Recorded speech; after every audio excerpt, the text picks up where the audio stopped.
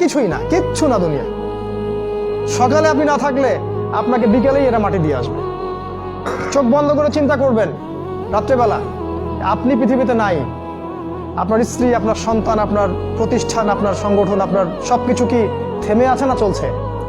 সব চলবে ভাই, কেউ থেমে থাকবে না, শুধু আমরাই থাকবো না। অতএব আমাদের কবরের চিন্তা আমাদেরকে করতে হবে।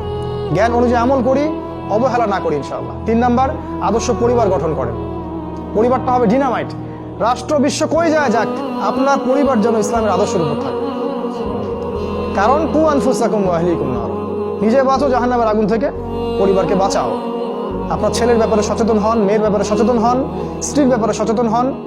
আপনার পরিবার, আপনার রক্তের সম্পর্ক, আত্মীয়, এদের মাঝে আপনি দিনের প্রচারটা করেন।